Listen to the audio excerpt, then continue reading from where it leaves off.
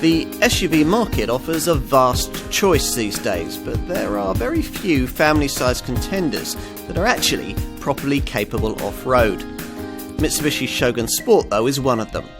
Few compromises are made for tarmac territory, but this car can still be a luxurious 7-seater highway tourer that's as confident on the A6 as it would be in the Alps.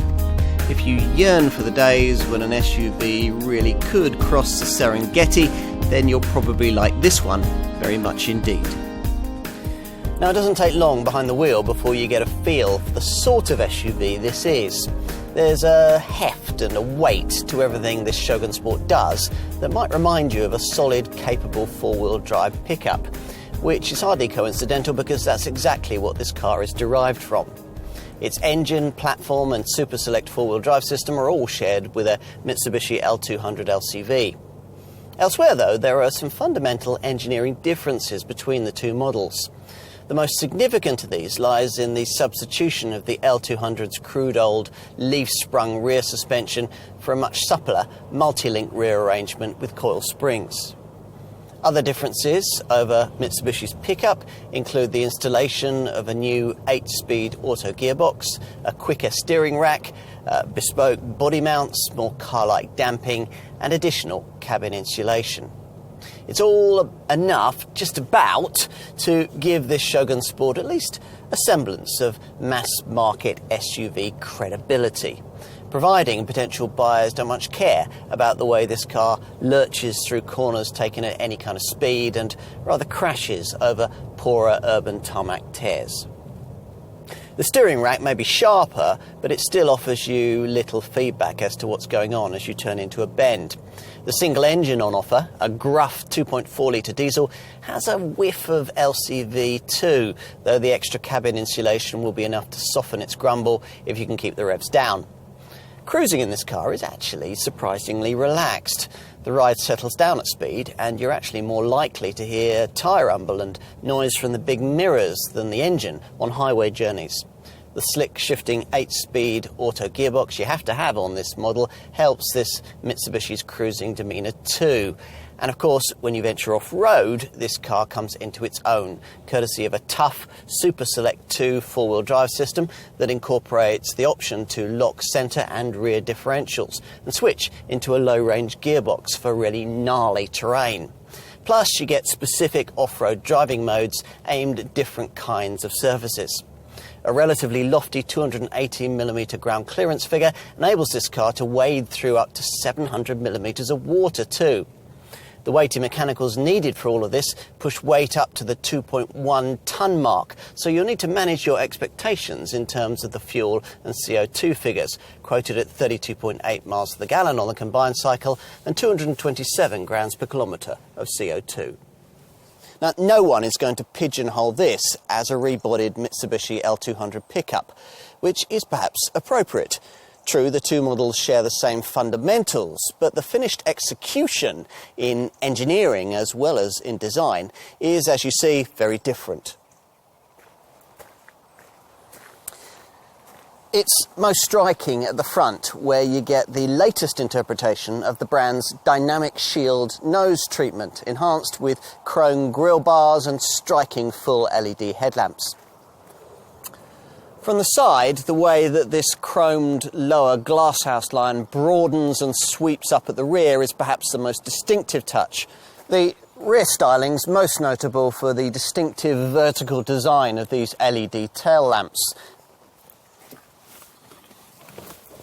Time to take a look inside. And it's here that Mitsubishi has tried to emphasise the sport element in this car's DNA. This raised silver-trimmed console between the seats aims to create a more dynamic cockpit-like feel, and there's a properly commanding driving position, not something you can take for granted in the SUV D segment these days. Though the materials that feature here are some way off the quality of those you'd find in a premium brand model, most of what's used to fashion the upper part of the dash seems to be reasonably smart and will surely be hard-wearing. You view two clear dials through this four-spoke leather-stitched wheel, and infotainment's taken care of by this 7-inch centre dash smartphone link display audio system. This delivers the usual DAB audio, media and Bluetooth phone features, though not navigation. You're expected to access that through the standard Apple CarPlay and Android Auto smartphone mirroring system.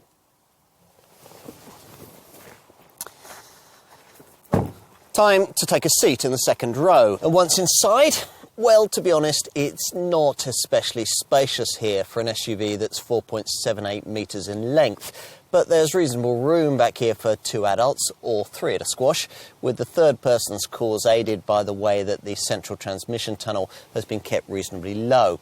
Unfortunately, the seat base doesn't slide fore and aft in the way that you'd find with some rivals or in a conventional petrol-powered Outlander.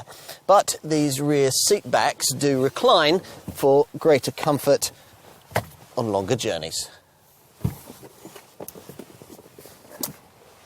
Now, where that prodigious body length should pay off is enabling this Shogun Sport to provide third-row seating that, in theory, ought to be more usable than it is on a conventional Outlander model. Prior to taking a seat, we'd thought that the lack of a second-row seat sliding function would rather compromise this Shogun Sport here. As it turns out, though, this is less of a problem than we'd expected. Making use of that second-row seat backrest rake adjustment that I mentioned earlier can make quite a lot of difference to the space that you get for your knees.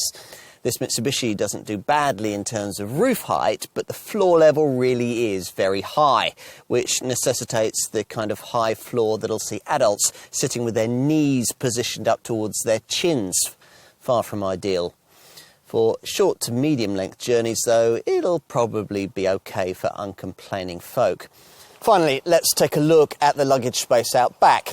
Once the hefty hatch is raised, you'll find revealed a luggage space that will inevitably be rather small if all 3 seating rows are in place. There's 131 litres in this configuration, only enough for a few shopping bags.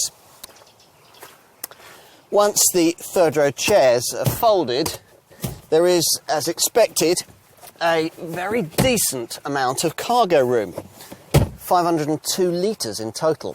If you need more space, then folding the second row backrest, unfortunately it divides 60-40 rather than in a more convenient 40-20-40 split, frees up 1,488 litres of space.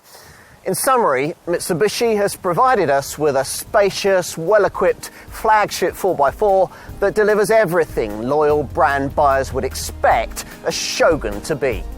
In short, it's an SUV worthy of the name, and there aren't too many of those about these days.